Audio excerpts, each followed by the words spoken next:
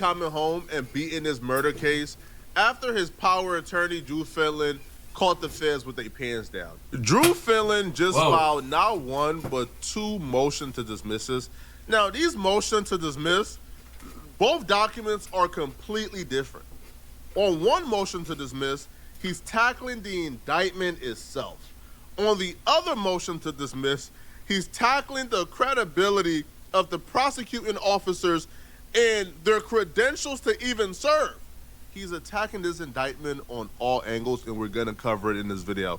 He has some compelling points, and some points are even ironclad. Before we can even discuss these motions to dismiss, you kind of have to understand what Lil Durk is being charged with. So the feds are alleging that Lil Durk instructed OTF members to go to California and even pay their way to California and instructed them to murder Quando Rondo, but they ended up murdering Quando Rondo's cousin, and there was a bounty on Quando Rondo's head, and that Lil Durk offered payment for the murder. The rapper Lil Durk has been arrested and charged with a murder-for-hire plot. Why they got that nigga? The murder. The rapper Why they got this nigga up here doing news, man? I don't know what I look at. Durk has been arrested and charged with a murder-for-hire plot. The Chicago native, whose real name is Durk Banks, was arrested in Florida by the U.S. Marshals Service. The 32-year-old's arrest comes as 5 other people in Chicago were arrested in connection with the investigation. According to the complaint, Banks and his co-conspirators allegedly worked together to, quote, track, stalk, and attempt to murder a target at a Los Angeles gas station, firing at least 18 rounds into the person's vehicle, striking and killing a passenger in the car. Banks made his first court appearance this afternoon in Miami. Banks' lawyer asked for privacy after leaving court, telling ABC, quote, "We will not be commenting at this time." I've read this indictment back and forth, and the evidence they have on Lil Durk isn't that great. Outside of rats or snitches or people who may be cooperating, there's not much on Lil Durk, and we are yet to see if there are people cooperating. So the evidence they have on Lil Durk and why they believe that Lil Durk is the mastermind of all of this is because the members were OTF. And Lil Durk texted the dude who was booking the flights for those dudes to go to California and ultimately commit the murder. He texted the dude, hey, don't book any flights under any names associated with me using my credit card. That right there is why they believe that Lil Durk is involved, because of that particular text. And they were able to use some vague gray area lyrics from Lil Durk songs and records and present it in front of a grand jury and get Lil Durk indicted based on those lyrics. But as we learned, some of the lyrics they used to indict Lil Durk were songs that they got producers testifying, yo, this song was made before like Quando Rondo's cousin's death. Like, this has nothing to do with that particular murder. And they try to get it dismissed off of that initially, but then the prosecutor says, hold on, they're acting like these songs that we made a mistake on, it's the only thing we have on him. No, we have all this other stuff, okay? I believe, my personal theory, that the prosecutors rushed to charge Lil Durk. Because initially, they arrested all of Lil Durk homies, all 5. They arrested all 5. All right. And they didn't arrest Lil Durk. But they had to rush to get a complaint done because Lil Durk was taking a flight out the country. And they wanted to make sure that Lil Durk don't get to escape. So Drew Finland, on the first motion to dismiss, before we get to the second one, but the first one, he had the same issue with exactly what I have an issue with, which is he believes the language is vague. He believes the prosecutors right now don't have their entire case done because they rushed to arrest Lil Durk to make sure Lil Durk don't escape. And he would point out, yo, the language is vague. The prosecutors are not sticking to any theory. You have this man in jail claiming that he is a part of this murder for hire, but his role in the murder for hire is vague, is gray area, and yo, they're not sticking to a theory. Let's take a look at what the accusation is or the language accusing Lil Durk of being a part of this murder for hire. Let's take a look at the indictment. This is the language from the first and the updated indictment. Now, let's see what it says. It say A, the bounty language. The indictment introductory allegations contain the following language with respect to alleged bounty. After the murder of D.B., defendants Banks made clear in coded language that he would pay a bounty on or monetary reward and or make payment to anyone who took part in killing TB for his role in DB's murder. Indictment Part 2. As to count one, which charges Mr. Banks with conspiring to use interstate.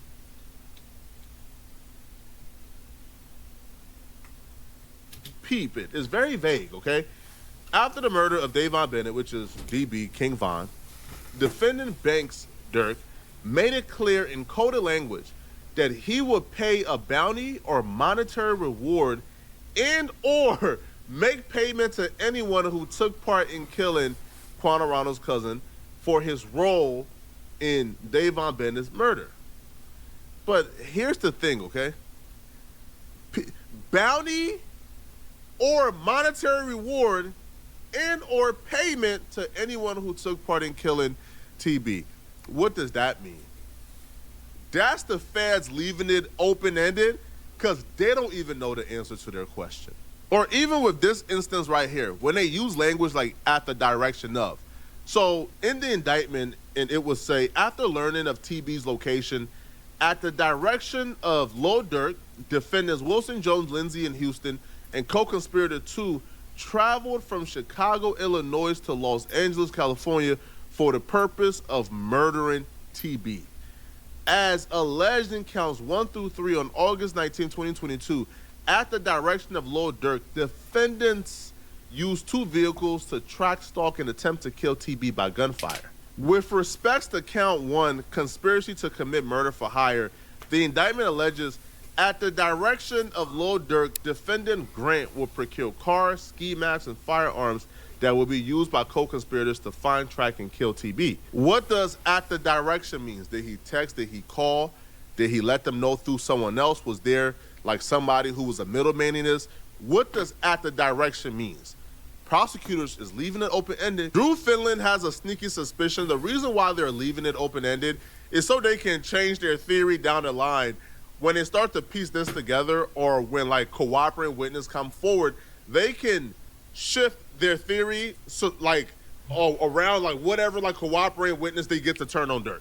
Right. And Drew Finland is like, for example, the reason why they're not saying, hey, Lil Durk paid $100,000, or hey, Lil Durk offered musical contracts, Lil Durk offered to sign an OTF for this, they're not saying specifics because they don't know, right? Because if you say, hey, Lil Durk paid $100,000 for this hit, and you go down the line, and then one of your witnesses say, well, no, he paid $10 for this, right? Or $20,000 for this. Well, now your theory is wrong. Now they can say, hold on, like, bro, like they don't even know what they're talking about. Or hey, Lil Durk paid us in record deals. And then down the line, one of the witnesses testify, oh no, Lil Durk gave us like OTF chains. It wasn't record deals, it was just chains. Well, now the entire case. You're right, so they're leaving it open-ended because they don't want to stick to nothing because they don't have nothing on Durk. And right. Drew Finland is calling that out in the first motion to dismiss. That's why Drew Finland trying to like get him out, because like, nah, y'all just making up, y'all just saying stuff just to have him hold so y'all can figure something out, but really don't know nothing for real. Drew Finland writes in the motion to dismiss, this indictment is impermissibly vague. It leaves the defense to guess as to the government's theory of guilt, and it leaves the government free to change that theory as its cooperators' stories morph over time to meet the demands of a conviction. Because the indictment omits the factual particulars necessary to give Mr. Banks notice of the charges against him and to permit him to prepare his defense at trial, it fails to satisfy, they listed the actual law, and the Fifth and Sixth Amendment. Dismissal is warranted. As an alternative to dismissal, this motion seeks a bill of particular under Fed blank, along with the Fifth and Sixth Amendment. It's obvious, but a bill of particulars is forcing the prosecutors to give a list of specifics. What do you guys think? Stay, Diamond. No. No. Do not come in here. Stay. That's my dog. Think Lil Durk paid? How did he pay? At what direction did he give? How did he give the direction? Through text, through call, through somebody else? Give the specifics on how y'all believe Lil Durk is a part of this. I think prosecutors are going to fight tooth and nail to hell not to give no bill of particular because, A, they don't know, and then, 2, if they do just stick to their best theory, they're not confident they could really, convict Lil Durk on this. It's too vague.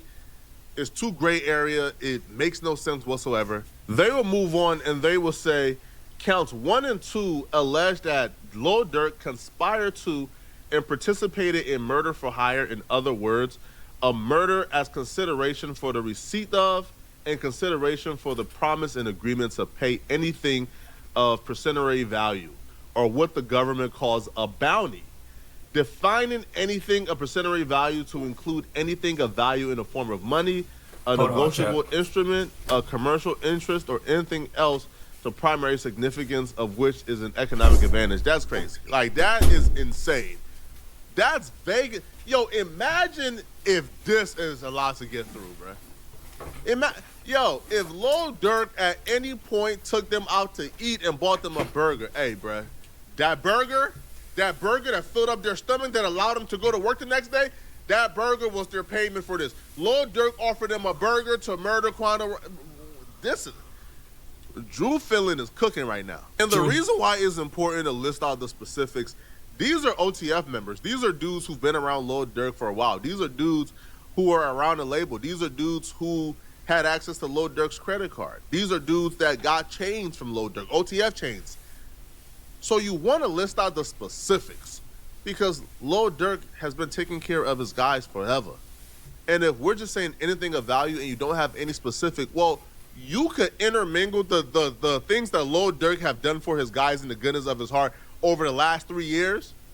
You could now intertwine that into this murder case and say, hey, haha, you see? He took him to Ice Spice and got him a bracelet. That right there was the payment for this murder. Big Drew ain't going for that, man. And remember I told y'all about that at the direction scam as well? Are you fucking up too, well, Drew Fillin also addresses that as well, right? So Drew Fillin says, a similar deficiency plagues the at the direction of language that affects every count in the indictment. Yeah. While the indictment alleges that the co-conspirators carried out various acts at the direction of Mr. Banks, flying to Los Angeles, tracking, stalking, and attempting to kill TB by gunfire, and procuring the firearms equipment used to do so, it fails to give any specifics. When, where, and how, and to whom did Lil Durk give these alleged directions? To ensure the basic fairness of this trial, the defense is entitled to know. Given the vagueness of the indictment's bounty and at the direction of allegations, if the indictment is permitted to stand, a bill of particulars is warranted. Obviously, we just talked about that. Lil Durk requests a bill of particulars that reflects the theory upon which the grand jury rested its charging directions, and that gives Mr. Banks fair notice of the allegations against him. Specifically, we request the following information. The language that Mr. Banks allegedly used to convey his offer of a pecuniary bounty in exchange for the murder of TB, the nature of the item that Lil Durk is alleged to have offered and or delivered in exchange for the murder, the date, time, audience, and circumstances of the alleged bounty offer, the language used, date, time, audience, and circumstances related to at the direction of allegation in the indictment, the request is made under federal rule. That was just the first one. Drew Fillin hit them with a little teaser. The second motion to dismiss. We have got to the point where literally anybody. I need that nigga in my pockets. Second. The second motion to dismiss. Yeah, what happened? Boy, Drew Fillin ain't coming to play, bruh. Drew Fillin dug up in on people's past, their history, and he found a clause that could get this entire thing thrown out. What? Because the indictment itself is particularly unconstitutional and should have never happened. Drew Fillin did some digging, and he discovered that the U.S. Attorney Bilal Asali, who brought charges against Lil Durk, don't even have the authority to bring charges against Lil Durk. Drew Fillin is challenging the authority of Bilal Asali, and he believes because he don't have the authority, the charges must be dismissed. In the second motion to dismiss, Drew Finland says, hey, listen, this case got to be dismissed, right? Because this U.S. attorney, okay, I have a problem with his authority. So Drew Finland says the designation of Bilal Asali as U.S. attorney for the Central District of California violates the appointment clause of the U.S. Constitution. We will get to what that means a little later. Asali lacks authority to conduct the prosecution as he was not lawfully appointed as a federal officer. We will get to that later. Continuing to fund Asali, who was not lawfully appointed, and his officer violates the appropriation clause. Asali does not meet the criteria to be an appropriated acting official under the Federal Vacancies Reform Act. Asali's service as U.S. attorney exceeded the 120-day limit. We will get to what that means. Now, that's very important, by the way. The 120 limit is very important. They're probably just as confused as me when I first heard it. It's like, what do you mean the U.S. attorney don't have the authority to charge Lil Durk? So what happened is, there was a U.S. attorney who was serving. They retired. They resigned. Right? They moved on to greener pastures. It was vacant. Bilal was appointed to take their place, but there was a problem with that. And Drew Finland spells it all out. The Attorney General appointed Bilal as interim U.S. attorney, effective April 2nd, 2025, following the resignation of Martin Estrada on January 17th, 2025. Now, under 28 U.S.C. 546, an interim U.S. attorney appointed by the Attorney General may serve no later than 120 days after appointment. That's because the 120 days is used for them to find a permanent replacement, right?